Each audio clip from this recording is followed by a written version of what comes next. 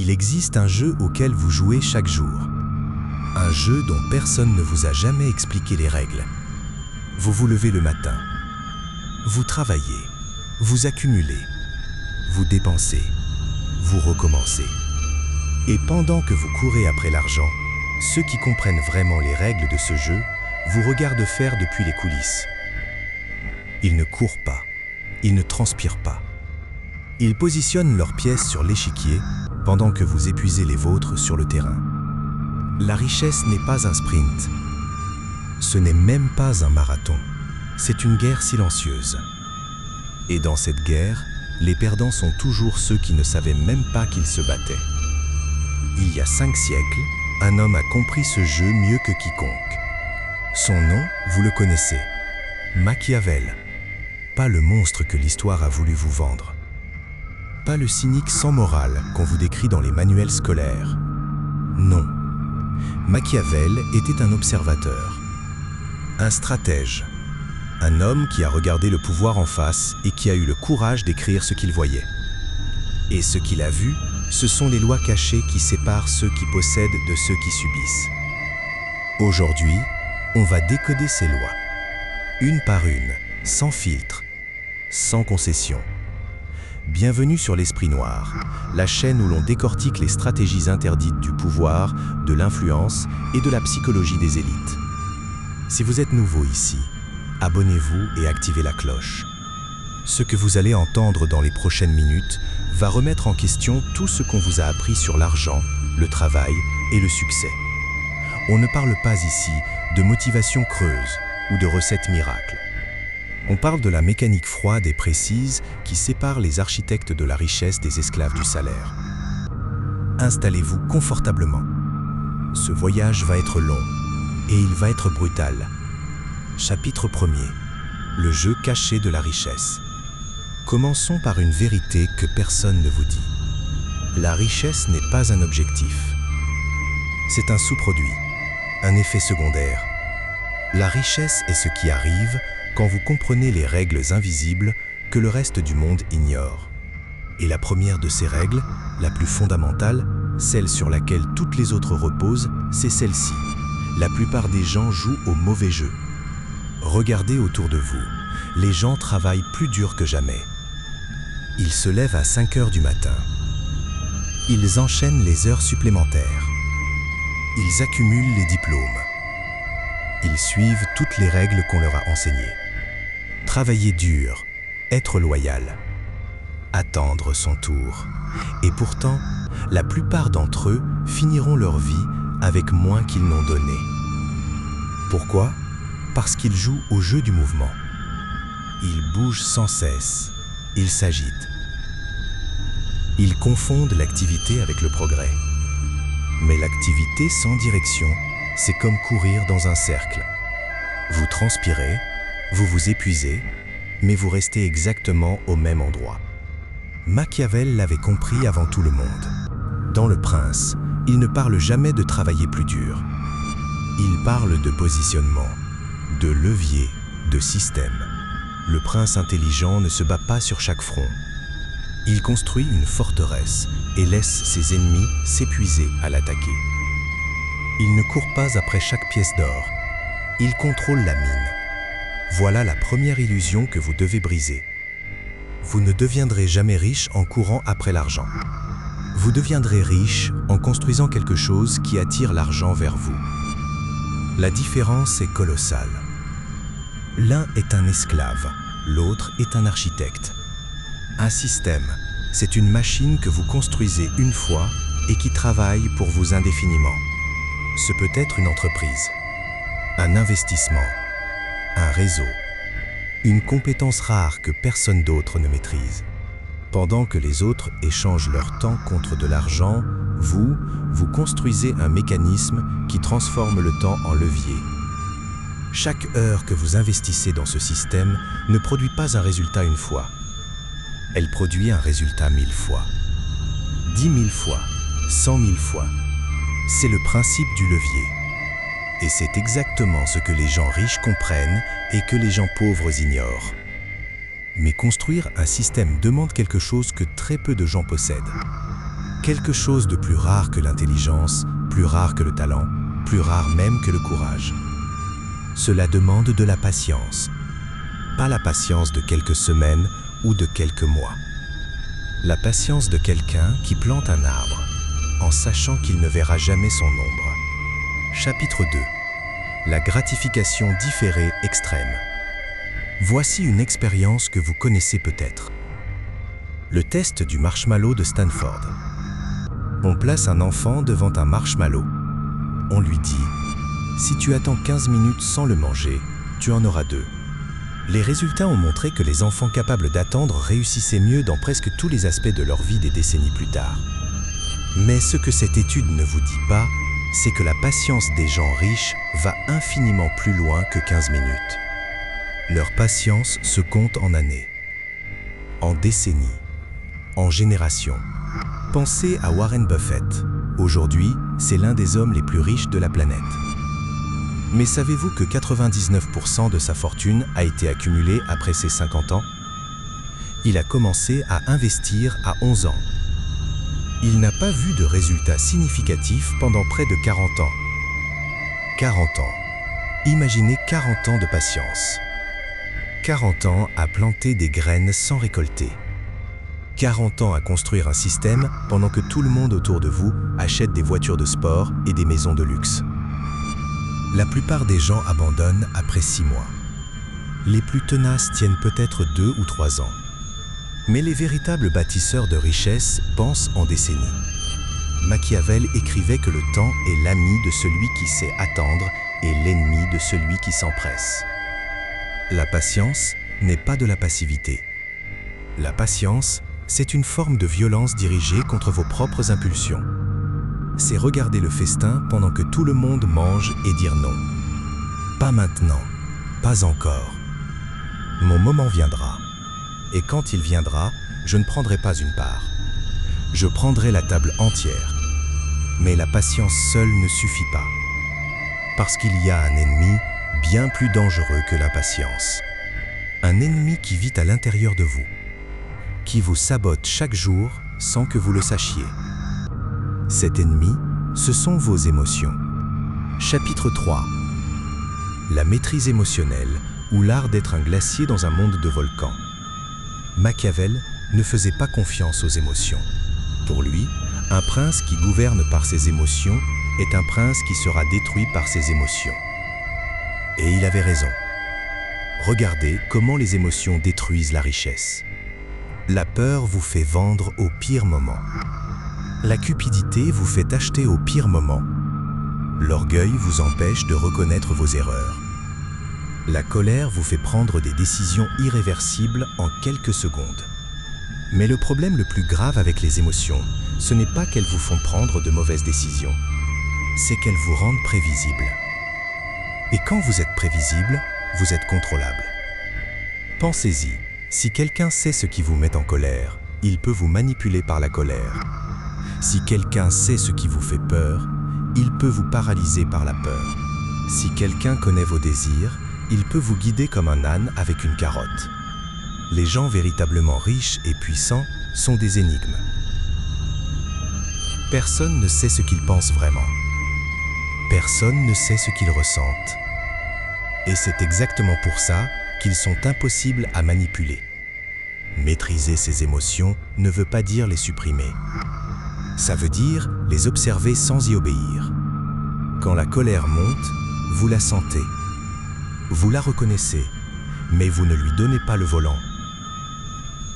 Quand la peur frappe à la porte, vous la regardez dans les yeux, mais vous ne la laissez pas entrer dans la salle de décision. Les stoïciens appelaient ça le proersis, la capacité de choisir sa réponse.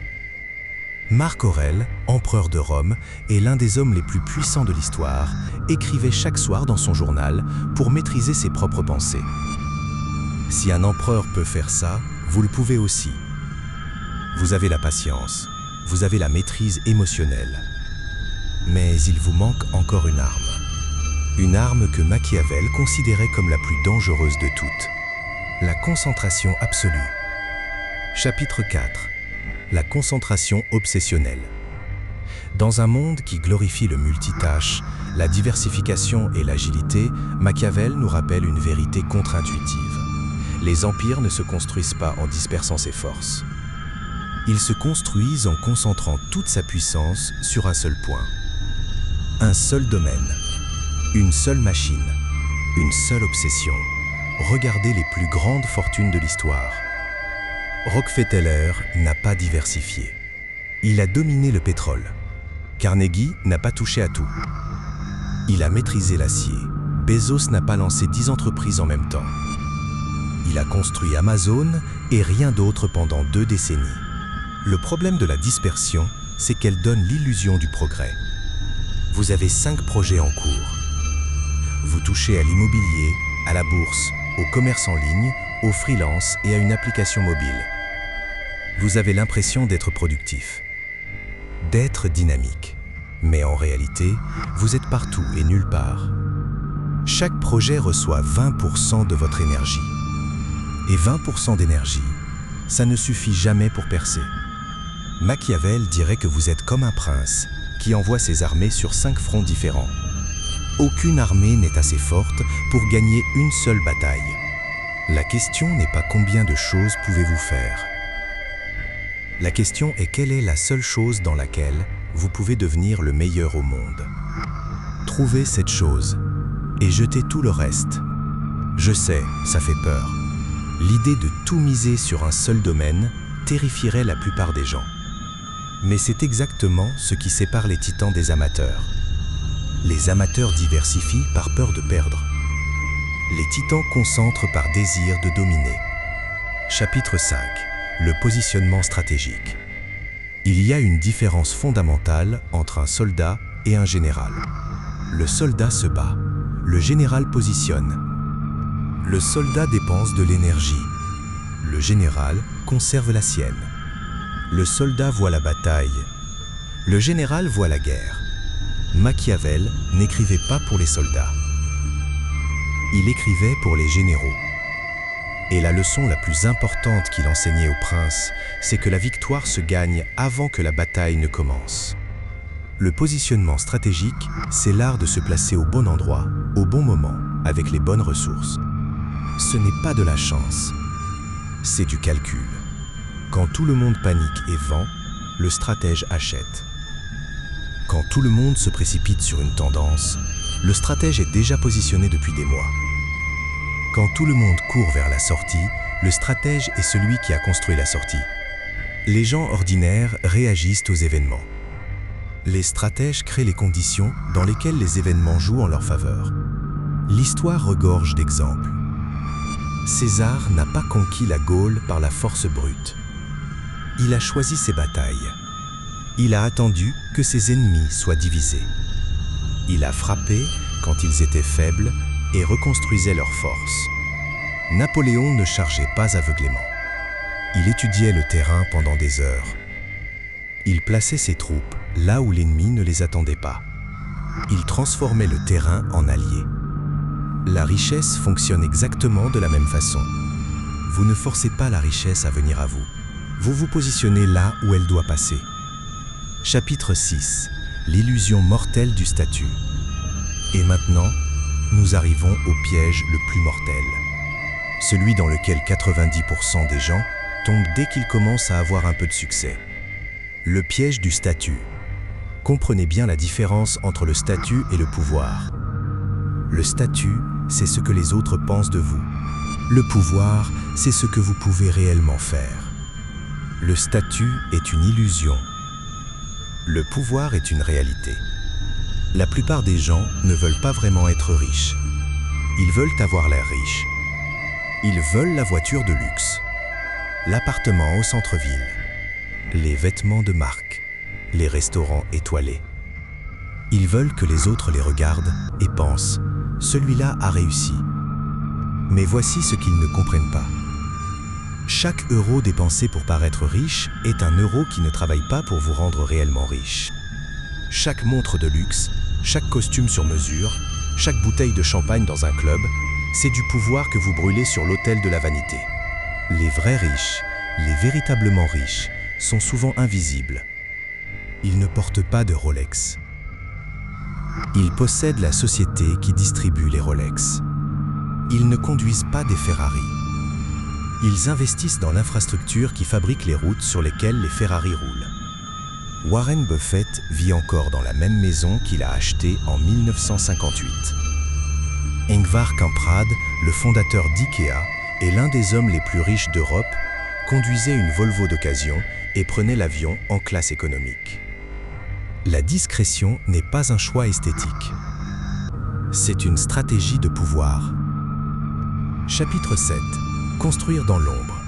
Machiavel avertissait que celui qui montre sa puissance avant d'être invincible sera détruit par ceux qu'il menace. C'est une leçon que les ambitieux impatients apprennent toujours trop tard. Vous avez un projet? Ne le montrez pas. Vous avez un plan? Ne le partagez pas. Vous construisez quelque chose de grand? Faites-le dans le silence le plus total. Pourquoi construire dans l'ombre? Parce que l'ombre vous protège de 3 menaces mortelles. Premièrement, la jalousie. Quand les gens voient que vous progressez, certains voudront vous détruire. Non pas parce que vous leur faites du mal, mais parce que votre réussite est un miroir qui leur renvoie leur propre médiocrité. Deuxièmement, la compétition. Plus vous révélez vos plans, plus vous donnez à vos concurrents le temps de vous copier ou de vous bloquer. Troisièmement, et c'est le plus subtil, la pression sociale. Quand tout le monde connaît vos objectifs, chaque échec devient public. Et la peur de l'échec public paralyse, plus sûrement qu'un mur de prison. Mais construire dans l'ombre exige quelque chose de terriblement difficile. Cela exige d'endurer l'invisibilité. Pendant des années, personne ne saura ce que vous construisez. Personne ne vous applaudira. Personne ne vous validera. Vos amis vous demanderont pourquoi vous ne faites rien de votre vie. Votre famille s'inquiétera. La société vous regardera comme un raté. Et vous devrez sourire, hocher la tête et continuer à construire dans le silence. C'est le prix de la grandeur. Et très peu sont prêts à le payer. Chapitre 8. Le piège de la vanité. Et voici le moment où la plupart des bâtisseurs échouent. Le moment exact où ils commencent à voir les premiers résultats, les premiers gains, le premier goût du succès. C'est le moment le plus dangereux de tout le parcours. Parce que c'est le moment où la vanité frappe à votre porte. Voici ce qui se passe habituellement. Un entrepreneur fait ses premières ventes. Un investisseur voit son premier retour. Un créateur obtient sa première reconnaissance. Et immédiatement, quelque chose change. Il s'achète une belle voiture. Il déménage dans un appartement plus grand. Ils commencent à poster leur succès sur les réseaux sociaux. Ils veulent que le monde sache qu'ils ont réussi. Et c'est exactement à ce moment-là qu'ils commencent à mourir. Pas physiquement, financièrement. Parce que chaque euro dépensé en vanité est un euro retiré du moteur qui les faisait grandir. Les véritables bâtisseurs de richesse ont une discipline de fer quand il s'agit de leur premier gain. Ils réinvestissent tout. Chaque centime retourne dans la machine. Chaque profit est un soldat renvoyé au front. Ils vivent en dessous de leurs moyens pendant des années, parfois des décennies. Non pas parce qu'ils ne peuvent pas se permettre mieux, mais parce qu'ils comprennent que l'argent investi aujourd'hui est infiniment plus puissant que l'argent dépensé aujourd'hui. Un euro investi maintenant peut valoir 100 euros dans 10 ans. Mais un euro dépensé maintenant ne vaudra jamais plus rien. Et c'est ici que nous arrivons à la loi la plus profonde, la plus philosophique. La loi que Machiavel n'a pas explicitement écrite, mais qui transparaît dans chacune de ses pages. La loi du temps. Chapitre 9. Le temps comme juge ultime. Le temps est le seul juge incorruptible. Vous pouvez mentir aux gens. Vous pouvez mentir au marché. Vous pouvez même vous mentir à vous-même. Mais vous ne pouvez pas mentir au temps. Le temps révèle tout. Les entreprises construites sur du sable s'effondrent. Les fortunes bâties sur la dette explosent. Les réputations gonflées artificiellement se dégonflent. Mais les empires construits pierre par pierre, avec patience, discipline et vision, ces empires-là survivent au siècle. Il y a une loi non écrite dans l'univers de la richesse. Ce qui grandit lentement tombe lentement. Et ce qui grandit vite tombe vite. Les loteries, les spéculations, les coups de chance, les succès du jour au lendemain, tout cela s'effondre aussi vite que ça monte.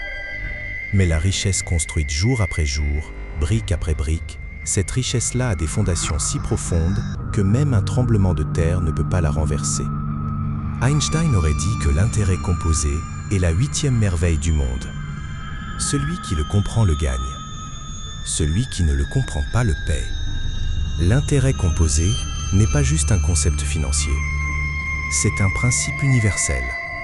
Chaque compétence que vous développez renforce les autres. Chaque relation que vous cultivez ouvre des portes qui en ouvrent d'autres. Chaque habitude positive que vous adoptez amplifie les suivantes.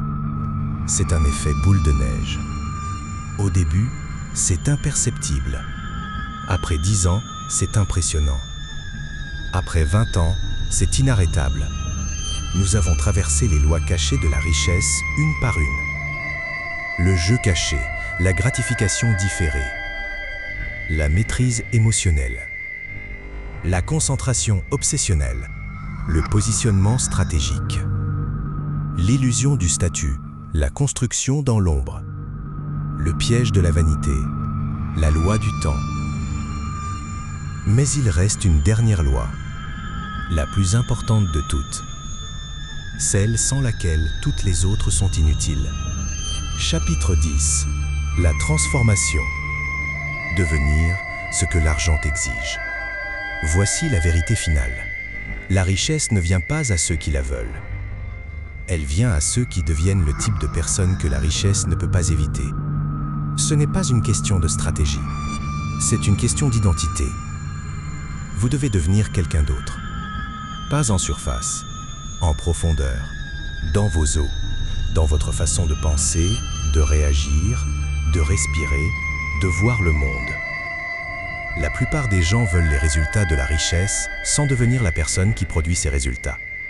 Ils veulent le corps d'un athlète sans la discipline d'un athlète. Ils veulent la fortune d'un entrepreneur sans la résistance d'un entrepreneur. Ils veulent le pouvoir d'un stratège sans la froideur d'un stratège. Mais ça ne marche pas comme ça. La richesse est un filtre. Elle ne laisse passer que ceux qui se sont transformés pour la mériter. La transformation commence par des habitudes quotidiennes. Se lever quand le corps dit de rester couché. Travailler quand l'esprit dit de se divertir. Économiser quand la société dit de consommer. Étudier quand les autres regardent des séries. Se taire quand l'ego dit de parler. Chaque petite victoire contre vos instincts est une brique dans la fondation de votre nouveau vous. Et avec le temps, ces briques forment un mur, puis une forteresse, puis un empire. Machiavel parlait de la fortuna et de la virtu. La fortune, c'est le hasard, le destin, les circonstances. La vertu, c'est votre capacité à vous adapter, à anticiper, à agir avec puissance quand le moment est venu. Mais il y a une troisième force que Machiavel comprenait intuitivement. Les forces lentes. Les rivières qui creusent les montagnes sur des millénaires. Les glaciers qui sculptent les continents sur des aires géologiques. Les racines qui fendent la pierre centimètre par centimètre. Les gens qui bâtissent une richesse durable s'alignent avec ces forces lentes. Ils ne cherchent pas le coup d'éclat. Ils ne cherchent pas la victoire rapide. Ils deviennent la rivière. Patients, persistants, inévitables. Jour après jour, ils creusent leur canyon dans la roche du monde. Et quand les gens finissent par remarquer leur travail, le canyon est déjà si profond que personne ne peut le combler. Maintenant, avant de conclure, laissez-moi vous parler des erreurs fatales. Les erreurs que même ceux qui connaissent ces lois commettent encore. Parce que connaître les règles et les appliquer sont deux choses radicalement différentes. Erreur numéro 1. L'impatience déguisée en ambition. Beaucoup de gens confondent l'urgence avec l'ambition. Ils disent qu'ils veulent réussir vite, parce qu'ils sont ambitieux. Mais en réalité, ils sont impatients. L'ambition dit « je veux construire quelque chose d'immense ». L'impatience dit « je le veux maintenant ». L'ambition construit des cathédrales. L'impatience construit des cabanes. Les cathédrales prennent des générations à bâtir, mais elles tiennent des millénaires. Erreur numéro 2. Copier ce que font les riches au lieu de comprendre comment ils pensent. Les gens lisent que tel milliardaire se lève à 4 heures du matin. Alors ils se lèvent à 4 heures du matin. Ils lisent que tel PDG médite. Alors ils méditent. Ils copient les comportements visibles sans comprendre les principes invisibles qui les motivent. Se lever tôt ne sert à rien si vous ne savez pas quoi faire de ces heures supplémentaires. Méditer ne sert à rien si votre esprit est toujours prisonnier des mêmes schémas destructeurs. Ne copiez pas les gestes. Comprenez la logique qui les produit. Erreur numéro 3. Confondre revenus et richesse. Un médecin qui gagne 300 000 € par an, mais qui dépense 280 000 n'est pas riche. Il est bien payé, c'est très différent. La richesse n'est pas ce que vous gagnez. C'est ce que vous gardez. C'est ce que vous investissez. C'est ce qui travaille pour vous pendant que vous dormez. Un haut salaire avec de hautes dépenses, c'est un hamster doré dans une roue dorée. La cage est plus belle, mais c'est toujours une cage. Voici la vérité la plus dure à accepter sur l'argent. L'argent est un outil, rien de plus. Ce n'est pas un but. Ce n'est pas une identité. Ce n'est pas une validation. Les gens qui poursuivent l'argent pour l'argent finissent toujours misérables, même quand ils l'obtiennent. Parce qu'aucun chiffre sur un compte bancaire ne peut remplir un vide intérieur. L'argent est un amplificateur. Si vous êtes malheureux et pauvre, l'argent fera de vous quelqu'un de malheureux et riche. Si vous êtes discipliné et en paix, l'argent amplifiera cette paix en liberté absolue. La vraie richesse, ce n'est pas un yacht ou un jet privé.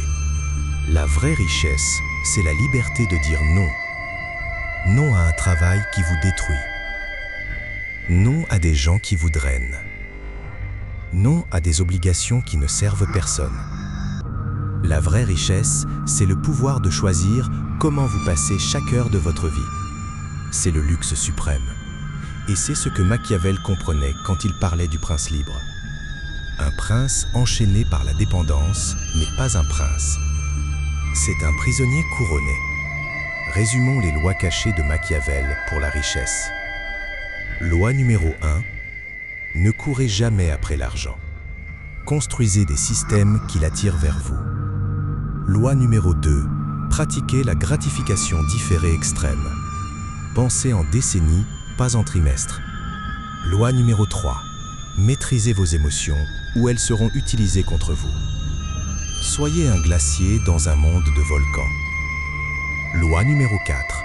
Concentrez toutes vos forces sur un seul domaine. Devenez le meilleur, pas le plus diversifié. Loi numéro 5. Positionnez-vous stratégiquement. Ne forcez rien. Placez-vous là où la richesse doit passer. Loi numéro 6. Ignorez le statut. Le pouvoir réel est invisible. Loi numéro 7. Construisez dans l'ombre.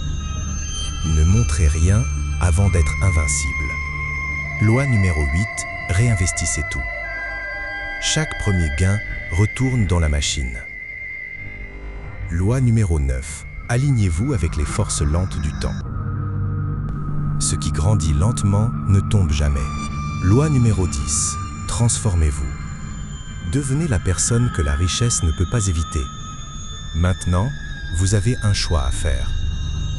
Et c'est un choix que personne ne peut faire à votre place. Vous pouvez fermer cette vidéo et retourner à votre vie normale. Continuez à courir dans la roue. Continuez à échanger votre temps contre de l'argent. Continuez à jouer au mauvais jeu avec les mauvaises règles. La plupart feront exactement ça. Ils hocheront la tête.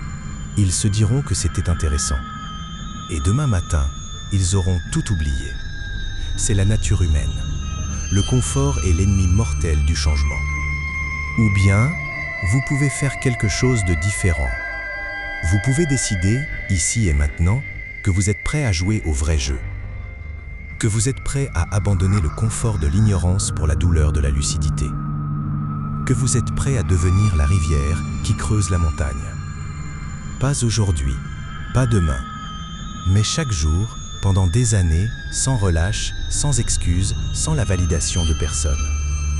Machiavel n'écrivait pas pour les masses. Il écrivait pour les rares individus, assez courageux pour regarder le monde tel qu'il est, pas tel qu'on voudrait qu'il soit. Il écrivait pour ceux qui préfèrent la vérité inconfortable au mensonge réconfortant. Il écrivait pour les princes. Pas les princes de naissance. Les princes par choix. Ceux qui décident de se gouverner eux-mêmes avant de prétendre gouverner quoi que ce soit d'autre. Un dernier avertissement. Ce chemin n'est pas pour tout le monde. Il est solitaire, il est long. Il est douloureux. Vous perdrez des amis qui ne comprendront pas votre transformation. Vous serez jugé par des gens qui n'ont jamais eu le courage de tenter ce que vous tentez. Vous douterez de vous-même 1000 fois avant de voir le premier résultat. Mais chaque maître a un jour été un désastre. Chaque empire a un jour été une idée folle dans la tête d'un seul homme. Et chaque fortune colossale a un jour été un premier euro investi avec foi et patience. Machiavel est mort il y a 500 ans. Mais ses idées sont plus vivantes que jamais. Parce que la nature humaine n'a pas changé. Les mêmes faiblesses qui détruisaient les princes de la Renaissance détruisent les entrepreneurs d'aujourd'hui. Les mêmes forces qui construisaient les empires de jadis construisent les fortunes d'aujourd'hui. Le temps, la patience, la discipline, le positionnement stratégique, la maîtrise de soi. Ces principes ne vieillissent pas. Ils ne se démodent pas. Ils ne perdent pas leur pouvoir. Si cette vidéo a éveillé quelque chose en vous, si vous avez senti une flamme s'allumer quelque part dans votre esprit, alors ne laissez pas cette flamme mourir. Le monde est rempli de gens qui ont eu des éclairs de lucidité qu'ils ont laissé s'éteindre le lendemain matin. Ne soyez pas l'un d'entre eux. Agissez, pas demain, pas lundi prochain, maintenant. Choisissez une loi parmi les 10 que nous avons vues. Une seule. Et commencez à l'appliquer dès ce soir. Si cette vidéo vous a marqué, abonnez-vous à l'Esprit Noir. On publie régulièrement du contenu sur la psychologie du pouvoir, les stratégies de manipulation et les lois cachées de la réussite. Chaque vidéo est une pièce du puzzle. Plus vous en regardez, plus le système complet se révèle à vous. Activez la cloche pour ne rien manquer. Et partagez cette vidéo avec une personne que vous estimez assez pour vouloir la voir réussir. Je vous laisse avec une dernière pensée. Dans 5 ans, vous serez une personne différente de celle que vous êtes aujourd'hui. C'est inévitable. La seule question est-ce que cette future version de vous sera le résultat de vos choix délibérés ou le produit aléatoire des circonstances? Les gens pauvres laissent les circonstances décider pour eux. Les gens riches décident des circonstances qu'ils créent. Vous avez maintenant les règles du jeu. Vous savez comment les riches pensent. Vous connaissez les pièges dans lesquels les autres tombent. Vous avez les lois de Machiavel dans votre arsenal. La seule variable qui reste, c'est vous. Votre volonté, votre discipline. Votre engagement à devenir quelqu'un que vous n'êtes pas encore, mais que vous pouvez choisir de devenir dès maintenant. Machiavel a écrit « Celui qui souhaite être obéi doit savoir commander ». Mais je vous propose une version actualisée. Celui qui souhaite être libre doit d'abord savoir se commander lui-même. Commandez-vous, et la richesse, le pouvoir, la liberté, tout ce que les autres poursuivent dans le bruit et l'agitation viendra à vous dans le silence. Le jeu continue. Les règles ne changent pas. La seule question est, de quel côté de l'échiquier serez-vous demain matin? L'Esprit Noir vous accompagne dans l'ombre. On se retrouve dans la prochaine vidéo.